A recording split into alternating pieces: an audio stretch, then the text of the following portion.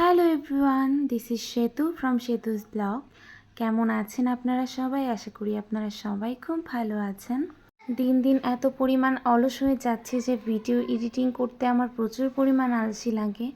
আমার গ্যালারি ভর্তি হয়ে আছে ভিডিওতে, বাট আমি এডিট করার সময় পাচ্ছি না। তো এই দিনটা ছিল প্রীতমের ওজনের দিন। সেদিন আমরা সবাই সকাল সকাল স্নান দান করে মন্দিরের উদ্দেশ্যে বেরিয়ে যাচ্ছি, কারণ আজকে প্রীতমকে ওজন দেওয়া হবে।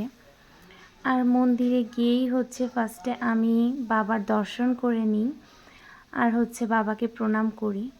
দেন আমরা চলে যাই ওজনের জায়গায়।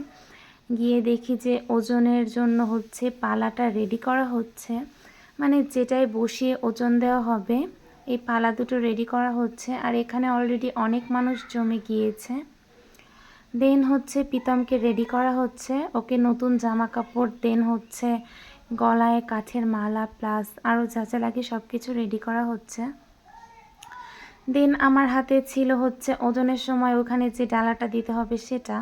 তারপর আমাদের ওজনের সিরিয়ালটা চলে এসেছে। এখানে বেশ অনেক মানুষই ওজন দিয়েছে, তাই যে আগে গিয়েছে সে আগে। দেন সিরিয়াল বাই সিরিয়াল ওজনটা দেওয়া হচ্ছিল। তাই আমরা সবাই সেখানে চলে যাই, শুধু প্রীতমের বাবা আর মা বাদে। কজ বাবা মায়ের নাকি বাচ্চার ওজন দেওয়াটা দেখতে হয় না, তাই।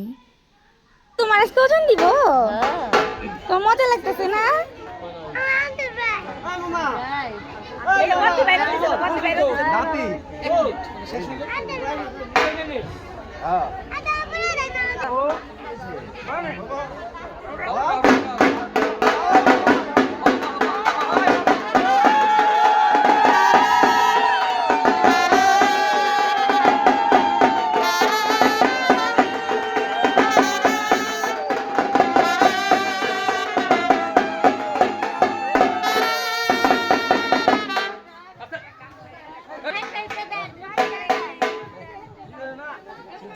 ওজন দেওয়া শেষে আমরা চলে যাই এই দোকানটাতে। এখান থেকে আমরা আমাদের প্রয়োজনীয় সব কিছু কিনে নিই মন্দিরে দেওয়ার জন্য।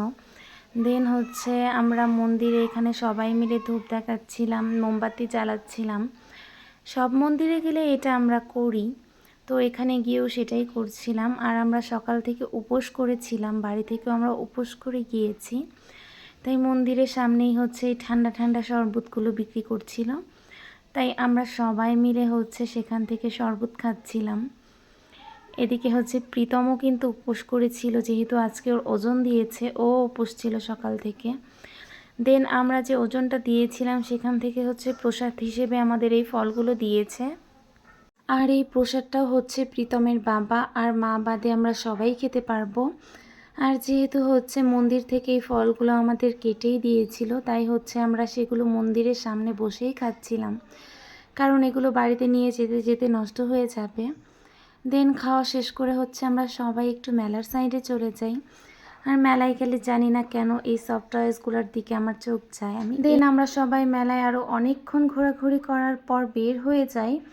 আর বের হয়েই আমাদের সাথে একটা বড় অ্যাক্সিডেন্ট ঘটে যায়। এই ট্রাকটার সাথে আমাদের এই গাড়িটার একদম মুখোমুখি একটা ধাক্কা লাগে, যেটায় অনেক বড় একটা ক্ষতি হতে পারতো। বাট ভগবানের কৃপায় এবারের মতো আমরা অনেক জোর বেঁচে গিয়েছি।